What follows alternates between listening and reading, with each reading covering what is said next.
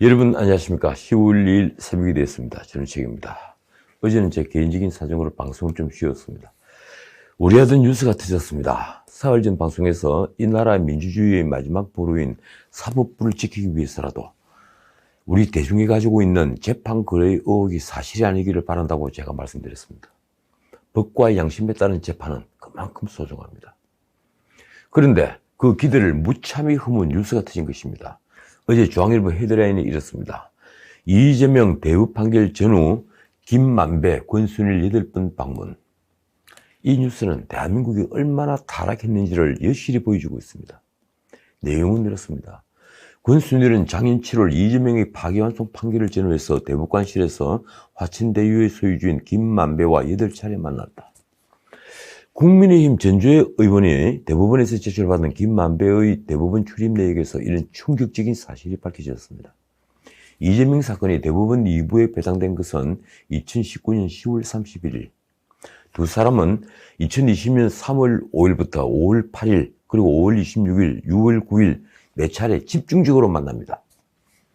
사건은 작년 6월 10일 대법원 전원 합의체로 회부됩니다. 다시 그 이튿날인 6월 16일 김만배는 권순일 대법관 방을 찾아 1시간 동안 머물게 됩니다. 그 이틀 뒤인 6월 18일 대법원 전원 합의체 첫 심리가 있었습니다. 그리고 대법원은 7월 16일 이재명에 대해 무죄 취지의 파기환송 판결을 합니다. 7대 5였습니다. 그 다음날 7월 17일 김만배는 다시 권순일 대법관실을 찾습니다. 그리고 8월 21일 김만배는 다시 권순일을 만났고 9월 8일 권순일은 퇴임합니다.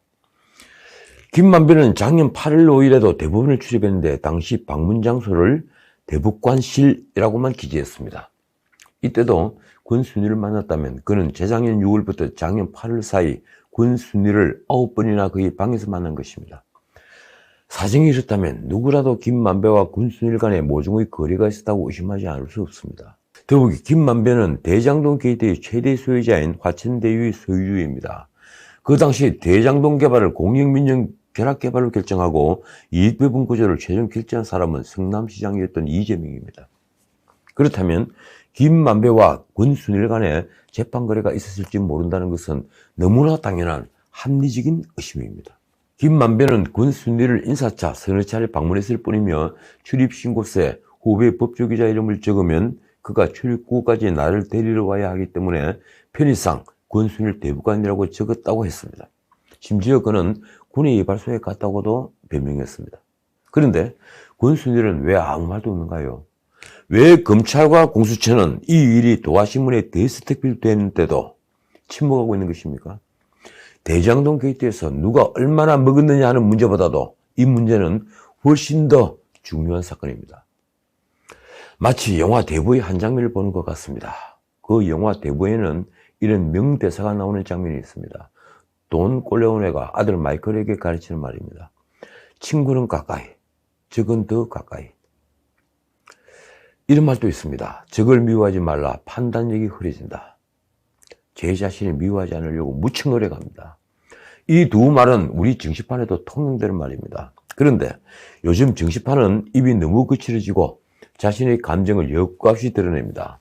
이재명은 때마치 열린 개발이익 환수제도 토론회라는 제목의 토론회에서 50억 게임에 참여한 사람을 알고도 자신을 몸통으로 지목했다며 이준석을 향해 이런 말을 했습니다. 국민을 속인 죄를 물어 봉고파직하도록 하겠다. 봉고파직의 봉고는 창고를 잠근다는 겁니다. 그리고 파직하겠다. 돈도 못 훔쳐가도록 창고를 잠그고 파직을 한다는 거죠. 김기현 원내대표는 봉고파직에 더해 남쪽 섬으로 위리안치 시키도록 하겠다고 했습니다. 위리안치는 유배를 보낸 곳에 가에 가시로 울타리를 하죠. 도망을 못 가도록 말입니다. 왕이 신하에게 내리는 불입니다. 유치하다고 해야 합니까? 그러자 이준석은 페이스북에 이렇게만 받았습니다. 대장동 설계자를 자처하더니 마음이 급해지나 보다. 이재명의 추악한 가면을 확 찢어놓겠다. 원내대표 김기현의 응대가 그나마 짐작났습니다. 나는 폭군이 되겠다는 선전포고를 하는 느낌이다. 대선 후보로 나서기 전에 인성과 개념부터 챙겨야 할 것이다. 이 대장동 게이트의 핵심은 이제 두 가지로 좁혀졌습니다. 첫째, 대장동 게이트는 누가 설계하고 누가 행동한 것인가? 그 설계자가 실질 이익을 챙긴 화천대유의 진짜 주인입니다. 그리고 천화동인 역시 대부분의 차명이라는 의심을 받습니다. 그렇다면 실제 주인을 찾아야 전모가 드러납니다. 두목과 졸개들이 말입니다. 둘째, 이 대장동 게이트를 비호한 정관계의 뒷배는 누구인가? 아직은 법적 카르텔이라는 말만 무성하지 명확한 증거는 하나도 드러나지 않았습니다.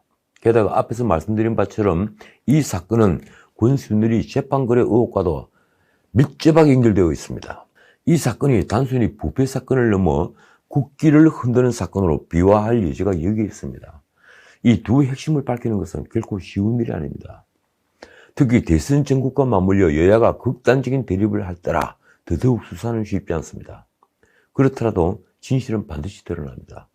몰입애들은 의리를 지키기보다 자신이 살기 위해 발버둥치기 때문입니다. 지금 대장동 게이트가 딱 그렇습니다. 지금으로서는 화천대유 소유주 김만배, 그리고 게이트를 진두지휘한 유동규, 미국으로 튄 남욱이 키맨으로 보이지만 진짜 몸통은 반드시 모습을 드러낼 것입니다. 그들 역시 파편화되어 있는 수많은 범죄의 증거들을 전부 수습하지는 못할 테니 말입니다. 그래서 반드시 진실은 드러납니다. 9월 30일 서울중앙지검이 대장동 개발 관련자들이 정관계 로비를 논의한 정황이 담긴 녹취록을 확보해 수사 중인 게 드러났습니다. 이 녹취록은 천화동인 5호 소유자인 정영학 회계사가 김만배, 유동규 등과 대화를 한 녹취록입니다. 정영학은 2019년부터 최근까지 19번 대화를 녹취했고 이 중에 상당수 10여 건을 제출했다고 합니다. 녹취록 등에서 정관계 인사의 이름이나 직책과 함께 거론된 금품 액수를 합하면 350억 원에 이릅니다. 그러니까 이 녹취록을 분석하면 화천대유와 천화동인의 진짜 주인과 실제 수익 배분 그리고 로비를 받은 뒷배들을 알 수 있는 것입니다. 언론 보도를 보면 검찰과 법원의 고위직 출신 인사는 실명으로 적혀있다고 합니다. 그 중에는 국민의힘에서 탈당한 곽상도도 등장합니다. 또 녹취록에는 성남도시개발공사 인사들에게 금품 10억여 원을 제공한 정황도 담겼습니다. 전부 다 도둑놈들입니다. 그렇다면 정영학은 왜 검찰에 핵심 증거를 넘겼을까요? 그는 27일 중앙지검에 자필 진술서와 함께 증거 파일을 제출했습니다.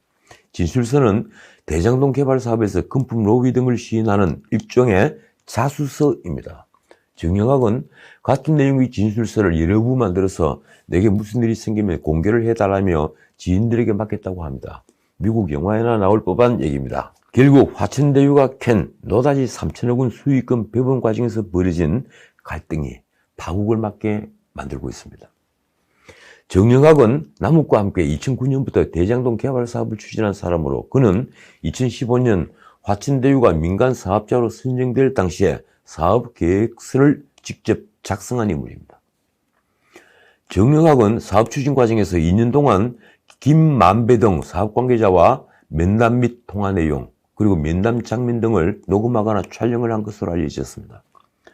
그가 만든 파일에는 유동규가 화천대유 측 누구로부터 어떤 방법으로 돈을 받았는지 구체적으로 나와 있다고 합니다.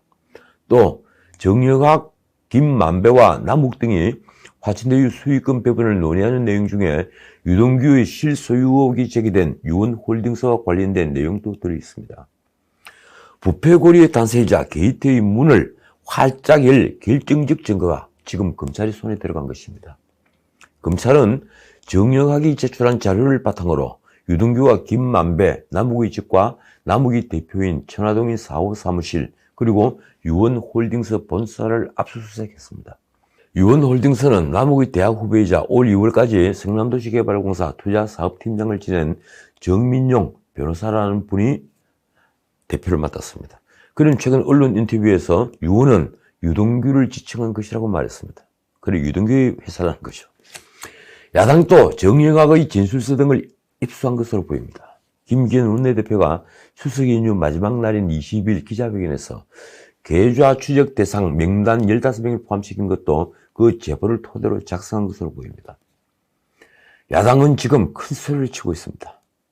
지금까지 제출한 자료가 공개되면 대장동 개발 의혹의 윗선이 누구인지 드러나게 될 것이다.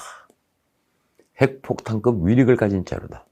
어떻든 이 정영학 리스트가 지금 저승사자 명부가 됐습니다. 정치권은 자기 편 인사들의 이름이 갑자기 튀어나올까 전전긍긍하는 분위기입니다. 무엇보다 화천대유와 연관된 법조계 전관들은 지금 벌써 지옥을 맛보고 있습니다. 그런데 뭐니 해도 이 리스트에 촉각을 곤두세우고 있는 쪽은 이재명 캠프입니다. 만약 그 명단에 유동규 외에 이재명과 친분이 있는 자가 등장한다면 이재명이 내일 또 장담할 수 없기 때문입니다. 국민의힘 이준석은 30일 라디오에서 실명을 공개했습니다. 일부지만 말입니다. 그는 자신이 본 리스트를 이렇게 말했습니다. 그 안에 박영수도 있었고 권순일도 있었다. 또 다른 이재명 지사와 친분이 있다고 하는 인사 이름도 있었고 곽상도 이름도 있었다. 그러면서 이 명단을 검증하기 위해서라도 조속히 특검을 진행해야 한다고 했습니다. 검찰이 수사를 축소할 수 없는 이유가 바로 여기에 있습니다. 그 리스트가 이미 공유되고 있기 때문입니다. 지금 이 사건은 10여 명의 검사로 구성된 서울중앙지검 특별수사본부가 맡고 있습니다. 옛 특수사부인 경제범죄형사부와 공공수사2부가 함께 수사에 나선 것입니다. 검찰은 유동규 등 관련자 여러 명을 출국 금지부터 했습니다. 변호사법 위반으로 고발된 권순일 사건 등 관련 사건도 모두 이 특별수사본부가 맡았습니다. 재미있는 것은 검찰이 전날 유동규의 집을 압수수색하는 과정에서 유동규가 자신의 휴대전화를 창문 밖으로 던져서 증거를 인멸한 것입니다. 누가 던지라고 시킨 것일까요? 유동규 휴대전화는 게이트 관련 인물들의 수익 배분과 로비 실체를 그리고 비리를 밝히는데 핵심적인 증거입니다. 그런데 검찰이 허술한 대비로 결정적인 수사 단서를 놓친 것입니다. 그러나 거의 운도 다한 것 같습니다. 검찰은 30일 유동규를 소환했지만 그는 불응했습니다. 그런데 대장동 게이트의 핵심 인물 유동규가 어제 그러니까 1일 병원 응급실에서 긴급 체포되었습니다. 오전 검찰에 출두해 조사를 받을 예정이던 유동규가 새벽에 복통으로 응급실에 갔는데 검찰은 도주할 가능성을 우려해서 유동규를 체포한 것입니다. 언론 보도로는 이재명은 고심에 빠진 모습이라고 합니다. 그는 30일 예정된 당 TV 토론을 제외하고 공식 일정을 모두 비웠습니다. 이재명 캠프는 브리핑에서 유동규가 화천대유로부터 돈을 받았다는 의혹에 대해 불법이 있었다면 이재명 지사에게 관리자로서 기본 책임이 있다는 원론적인 답변을 내놨습니다. 대신 이낙연이 말했던 검찰과 경찰, 금융감독원 그리고 국토교통부 등 유관기관이 모두 참여하는 합동수사본부를 제안하며 돌파구차기에 나섰습니다. 그러면서 야권이 요구하는 특검에 대해서는 반대 입장을 재차 분명히 했습니다. 그래도 이재명 캠프는 유동규에 대한 의혹을 더 이상 엄호하지 못했습니다. 앞서 검찰은 유동규가 화천대유로부터 금품을 받았다는 사진과 녹취 파일을 확보한 것으로 알려졌죠. 이재명 책임론이 다시 튀어나올 수밖에 없습니다. 당시 대장동 사업 관련 지시를 유동규에게 했다는 의혹도 제기되면서 책임론이 불거지는 것입니다. 이낙연은 재차 의혹이 남거나 진실이 충분히 규명되지 못하면 검경 등 관계기관들은 두고두고 검증의 대상이 될 것이라고 합수본 설치를 압박했습니다. 이제 게이트 문은 활짝 열렸습니다. 이 드라마 2막은 클라이맥스를 향해 갑니다. 문제는 야당으로부터 대장동 개발의 설계자로서 게이트의 몸통으로 지목받고 있는 이재명입니다. 그는 지금 여권 대선주자 1위를 질주하고 있습니다. 그의 측근으로 알려졌던 유동규가 이 사건의 키맨으로 등장하자 유동규가 측근인 것을 부인했습니다. 한 말이 이렇습니다. 리모델링 하던 분인데 도시공사 이전에 시설관리공단 직원관리 업무를 했을 뿐 측근은 아니다. 산하기관 중간 간부가 다 측근이면 측근으로 미어 터질 것이다. 그가 민주당 경선 후보자 TV 토론에서 유동규가 연관되어 있으면 책임을 질 것이냐 하는 박용진의 질문에 당연히 책임질 것이라면서 했던 말입니다. 어쨌든 관리하는 산하기관 직원이고 문제가 생겼으면 일선 직원이 그랬더라도 제 책임이다. 그래서 이재명이 유동규와 선을 끊는 것 같다는 말이 나온 겁니다. 그런데 유동규는 이재명이 경기관광공사 사장으로 임명한 사람입니다. 측근이 아니면 절대 갈 수 없는 자리죠. 성남 지역 언론은 작년 7월 유동규에 대해 이재명의 3대 그림자, 정진상, 김남준, 유동규 중 한 명이라고 표현했습니다. 어쨌든 이재명 캠프는 유동규는 캠프 인사가 아니라고 말합니다. 꼬리 자르기일까요? 유동규가 병원에서 체포되고 검찰 수사가 본격화하자 이재명은 1일 부패지옥 청렴천국이라며 이렇게 말했습니다. 마귀의 유혹에 넘어가는 순간 지옥문이 열린다. 참 재밌는 말입니다. 그는 페이스북에 자신이 유일하게 감옥 안 간 성남시장이라고 썼습니다. 그가 그 글에서 한 말입니다. 시민 몫을 포기할 수 없어 마귀의 기술과 돈을 빌리고 마귀와 몫을 나눠야 하는 민관 공동개발을 했다. 그러니까 악마와 손을 잡았다는 겁니다. 국민의힘이 지금은 마귀의 힘으로 잠시 큰소리치지만 곧 부패지옥을 맛볼 것이다. 부패지옥, 그 말만은 진리입니다. 누구든 그 말이 부메랑이 되지 않기를 제가 바라겠습니다. 이제 이 사건과 관련한 사건도 보겠습니다. 이 민주당 김의겸 의원이 윤석열을 내놓고 공격했습니다.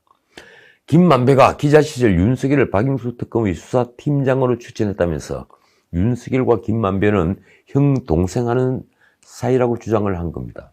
김의겸은 29일 페이스북에 이렇게 글을 올렸습니다. 2016년 말 박영수 특검이 본격적인 특검 수사를 시작하기 전 법조 출입기자 일진 여러 명을 불러 모았다.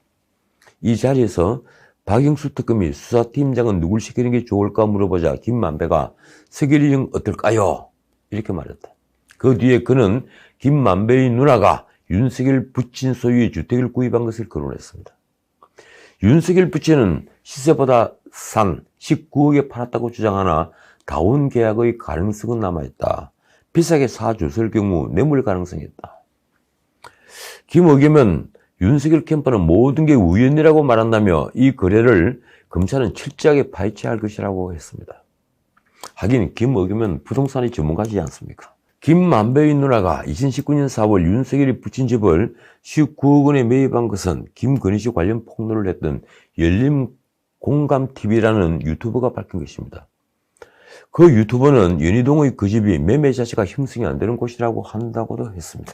제가 그 근처에 삽니다. 매매 잘 됩니다. 놀라운 것은 그 유튜버가 별다른 증거 없이 화천대유 윤석열에게 뇌물 정황 포착이라는 제목으로 방송을 한 것입니다. 윤석열 캠프는 물론 발끈했습니다. 윤 교수는 김 씨를 부동산 중개소에서 소개받았기 때문에 개인 신상이나 재산 관계에 대하여는 당연히 몰랐다.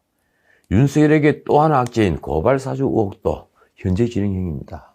서울중앙지검은 고발사주 사건에 손준성의 관여 사실을 확인하고 사건을 공수처로 보낸 것입니다. 제보자가 제출한 휴대전화와 USB를 포렌식한 결과 손준성 보낸 표시가 조작된 게 아니라는 판단을 내렸다고 합니다. 물론 그렇다고 해서 손준성이 고발장 작성에 직접 관여했는지 여부는 밝혀지지 않았습니다.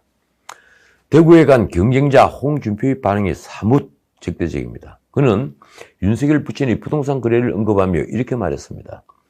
화천대유는 전현직 검찰이 주요 인사들을 방패막이로 다 영입했다. 그런데 현직 검찰총장이 되기 직전의 사람에게 손을 뻗치지 않았겠느냐. 윤석열을 두고 한 말이죠. 그러면서 윤석열 부친의 집 거래를 이렇게 평했습니다. 우리 당 대선 후보 중 한 사람이 이상한 부동산 거래에 관련되니까 마치 대장동 비리가 국민의힘 비리인 양 알려지는 게 참으로 유감입니다. 그는 이재명을 향해서는 특검을 반대하는 사람이 비리의 가장 주범이라고 보면 될 것이라고 날을 세웠습니다. 자, 오늘은 여기까지입니다. 이 민주당의 제주 경선에서 이재명이 56.75% 득표율로 압승했습니다. 이낙연은 35.71%입니다. 대장동 게이트도 약발이 단 겁니까? 2016년 개봉된 영화 아수라가 지금 화제입니다. 영화 속에 대장동 게이트를 연상시키는 지명과 인물이 등장하기 때문입니다. 예컨대 한성급유 대표 이승환이라는 이름은 대장동 게이트의 화천대유 대표 이승문, 그리고 천화동인 1호 대표 이한성과 이름이 아주 흡사합니다. 아수라는 이권과 성공을 위해 온갖 범죄를 저지르는 안남시장 박승배와 그 뒤들을 처리하고 돈을 받는 형사 한도경, 그리고 한도경의 약점을 쥔 검사 김차인 등이 이전 투구를 벌이는 내용입니다. 안남시는 가상의 도시라지만 기묘하게 성남시와 닮았습니다. 영화 속에서 박승배 시장이 외치는 말, 천당 위에 분당, 분당 위에 안남. 바로 그 말이 그것입니다. 2018년 7월 SBS에서 그것이 알고 싶다는 당시 떠돌던 이재명 조폭 연루설을 다루는데 방송에서 한 정치권 인사가 한 말이 이렇습니다. 아수라라는 영화의 그 스토리가 지금 벌어지고 있는 일과 너무 똑같다. 그러니까 대장동 게이트를 이미 알고 있었던 사람은 알고 있었다는 얘기입니다. 감독은 모든 것이 허구이고 우연이라고 하는데 그럴수록 전율이 옵니다. 우리는 지금 아수라를 보고 있는 것일까요? 지금까지 전우책이었습니다.